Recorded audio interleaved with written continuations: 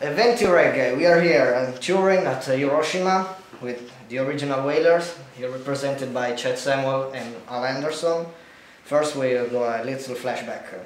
About 34 years ago, Bob Marley and the Wailers played a great show in Turin. How do you feel after tonight? How do you feel tonight playing this show again in Turin? We played here maybe 3 times at Hiroshima. It's a great sounding club. The people are very helpful, and we really are happy that we have the opportunity to come back to Italy time and time again and play venues like this. I love the PA in here. Sound is really nice. We usually get a really nice crowd in here. I think it's going to be a wonderful night for Hiroshima and us as well. And we are grateful to be here. It's great to be in Italy. All of Italy is a really big province. And we played Catania, Palermo, Napoli, Lecce, all over the south, Bologna, Milano, Torino, and we had an amazing concert in Milan Arena with Fleetwood Mac and Frank Zappa.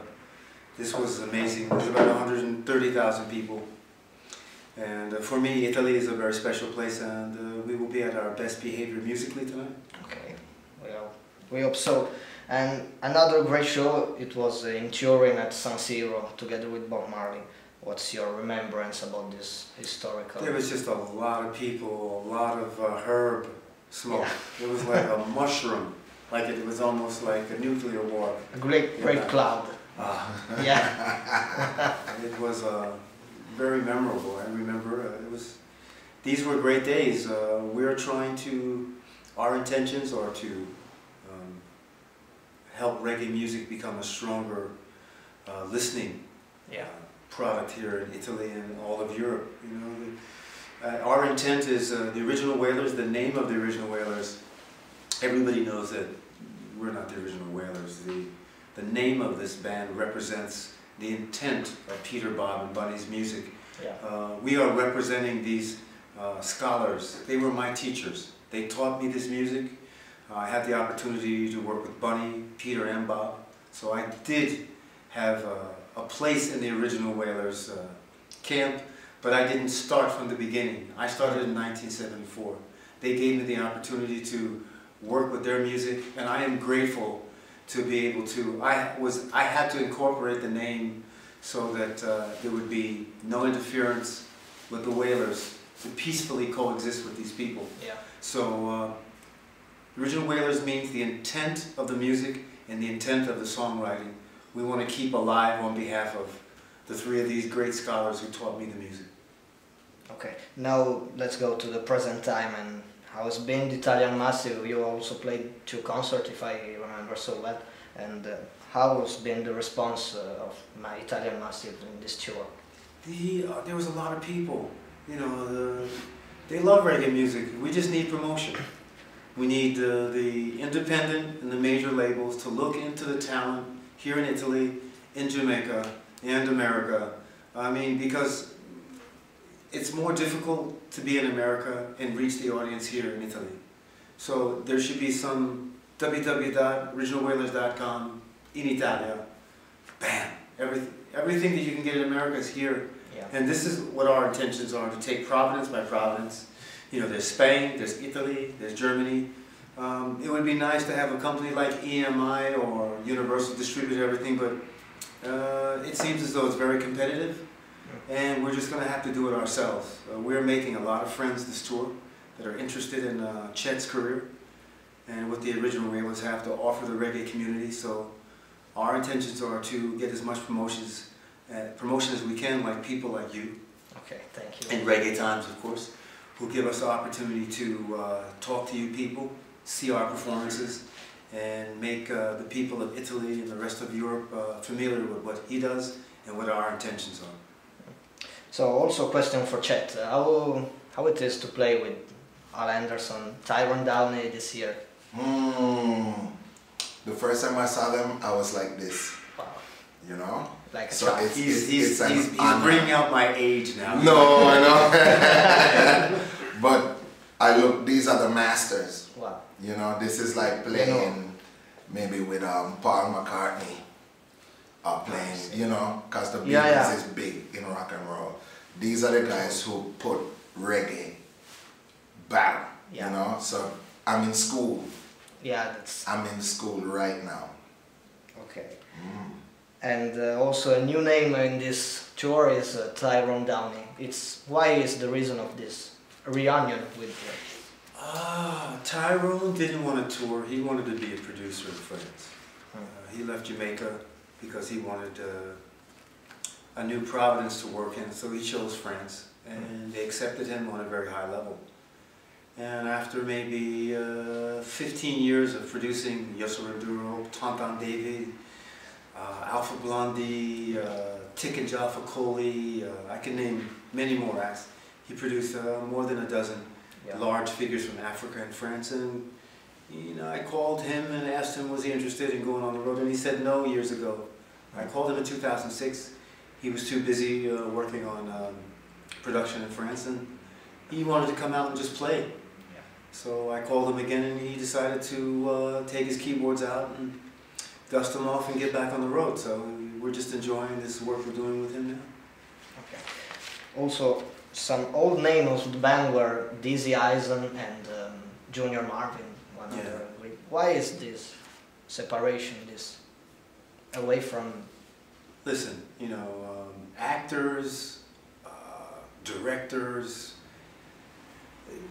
musicians are crazy. These are insane people. The lifestyle of a musician is travel all day, eat a little food, smoke a lot of herb, and sleep 4 hours. And then if you can make sense out of a musician after all these years, we're not young anymore. Junior Marvin made a decision that he would leave us in the middle of a tour. He's on his journey now, God bless him. Desi Hyson, I produced an album with him, with Carl Peterson. We co-produced a really wonderful album, the Miracle album with him. We got a Grammy nomination, and he had a lawyer call me on a three-way, saying that he wanted larger points than was offered, more money, a piece of me and my company, when he was getting that anyway. And he didn't like singing Bob Marley songs. He was totally against being in the original Wailers, as he had to sing Bob Marley songs. He felt that his songwriting deserved more attention for his personal. And so we gave him the opportunity by letting him go. And I had the joyous opportunity to have Chet open for the group twice. And he gave me a CD of the year before. And I didn't really have a chance to listen to it because I have a lot of CDs. And one day I had a lot of herb in the house, and I was good, I was nice. And I said, now I had some company over, and we were a little party, and we put his CD on. I called him while the party was happening. I said, what are you doing? He says, I'm busy, I'm working with Chet, Rex, and Klemper, and I have my own posse, I have my own production, I have my own record label, I'm doing my own thing. But I may have some time in the near future to work with you and make a possibility of putting the band back together. I called him again. He said, hey man, he was working with Burning Spear, and he took time out of Burning Spear to give to me, and I am grateful. I am so grateful that he's here. I am so happy to have a man like him represent our music vocally. He does for me what we've never had a vocalist like this, and he's just a wonderful guy to be in a van with. We're traveling in a small van, and there's a lot of crazy things going on. I hate musicians. I hate stars, you know. But I love this group of guys we work with because they're giving me the opportunity to stay alive and try to keep reggae music alive. And so that's why the blessing is with him, Rex, and Ro. And being on the road out here it's been a wonderful tour for me because we've had some wonderful moments, and we'd be able, with Arno, our good cameraman, has been able to capture some very interesting moments of our lifestyle here on this tour that we can transcend to our fans and our friends and our family. It's a great thing to have something documented, and as you're doing now, as years go by, people would go, oh wow, because I saw a documentary of Duke Ellington and Ella Fitzgerald from the early 50s. Yeah. And before that, I saw a documentary of Hendrix that I had never seen. I thought he was a crazy guy. He's very intelligent. You know, this was like a full, you know, what was left of his life from the 70s to when he died in, what, 72 or something like this. And he made so much sense, and the guy was just amazing musician, just incredible. So, and then after Hendrix's documentary, they had Ella Fitzgerald and Diana Washington, and I was like, now I know what I know what I have to do musically, because watching these great masters, I learned so much that I had learned so much within an hour of these half-hour documentaries on.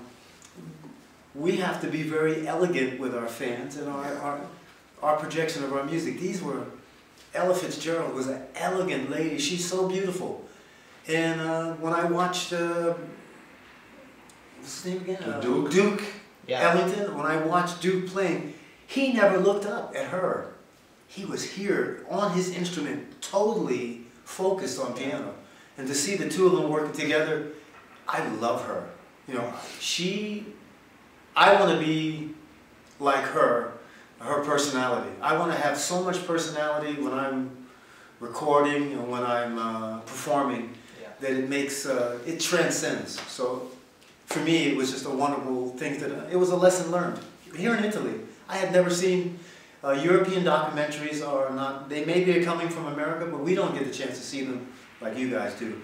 They really edit them properly for television. And I was so proud of the music from America that I had seen here, because I had lost faith in a lot of American music to date. It was really good to see the 50s of reality. And I want to continue to make realistic music with my friends and everybody that has anything to do with reality and music. So talking also about music, we have Chet is released new amazing album. CD, absolutely amazing CD. Amazing. And you also released a full 100 original Wailers EP called Miracle in 2012. Yeah. And there are some new musical work in view, maybe. We got lucky. We submitted. We had 12 songs. We submitted 12 songs. And just before we submitted the 12 songs, Junior Marvin quit and said, take my songs off of the album. And I said, I don't think that it's necessary. Your songs will help us as our songs and production will help you. He says, no, I don't like the production of the record. We took his material off. We submitted to the Academy of Arts for 2013, and we got lucky and won a Grammy nomination. It's a shame that he wasn't included, but these are the things that musicians have to realize, that everything is a collaboration. And we have to peacefully coexist with every situation and every time. We perform, and he made a decision that he wanted his own position in a band, and he has that now, and we bless him for it. We were very lucky to get a Grammy nomination under the circumstances. We submitted 5 songs, the 55th Academy of Arts, and we got lucky. We got really lucky. Jimmy Cliff won, and we salute Jimmy. When I got my nomination and Jimmy got his nomination, I called him right away and said, Jimmy, you will win. He says, I don't think so. There's too much competition. Don't say that. There's a possibility for you too. I said, man, you're King Kong in this thing. He's like, forget it. And of course he won, and we salute him. He has the highest honors, and he's a scholar in reggae music, and we salute and honor him. So you also show that being a musician means being a humble person. The people that I was around growing up, like, wow, they were all jazz musicians. I didn't grow up in pop music. It was the Detroit Emeralds, Chi-Lites, Ohio Players first, and then when I was like 17, it was jazz. I had the opportunity to carry George Benson's guitar into a blue note where he blew my mind away. I had no idea that anybody could sound like that with this big old jazz guitar. And I carried Ron Carter's bass into the blue note. I became great friends with Herbie Hancock and Chick Corea and Stanley Clark and these incredible musicians who were my teachers. Pat Martino taught me how to really play guitar. George Benson taught me the tone of a guitar. And he just literally said, this is how it's done. And send to you and we'll finish it. Yeah, I will. Okay, so Chet, now talk with Chet. How was your musical career, apart your start knowing the original Wailers and All Anderson, as you told before? How was it before? Yeah. How did you start? Oh, man. With Louis. I started with Pigeon. With Louis. Right. That's right. I come from a musical family. My dad sang and he played guitar, and my grandfather and my uncles. So it runs in my family. So, I left Puerto Rico and went to America, and that's when I started playing music in America. And I played with a band called Addis Now, with a great Trinidadian bass player / keyboardist named Ansel Perez. He was the one who took me there. And from there we went off to make a separate group called Exodus at the time, and after that we renamed it because we was trying to go national throughout the state, so we renamed it 506 Crew. Okay.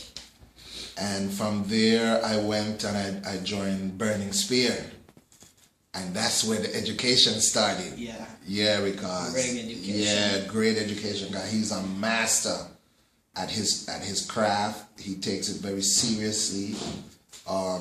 And he's also, just like how Al said, very elegant with his music and the way his music jump off the stage into the people. He's very loved. People all around the world, they love him. They don't just like him, they love him. Yeah. You know, so I started my second go at it with Burning Spear. And then Al called me and he was like, yo, what you doing? And I was like, man, I'm kind of on the road, but yeah, man, keep me in mind because I would really love to get with you guys and do something. Yeah. And eventually worked out that we were able to get together, and from that was it, you know, the stars. So it's start a journey. It was a new journey because I was on the journey since I was born. Just like you, when you're born on that journey, you know, you 1 step, 2 step, before you know it, you're running. Sometimes you get tired, you stop. Yeah, but it's a journey, you know. All right. So we can expect something great from your journey, and we'll keep watching your career going on. We hope so, and we pray, you know. Right. God willing, something fantastic will come, you know, so God come first. Eventireggae, we let the original Wailers go chilling before the show, and we'll see you later. Check.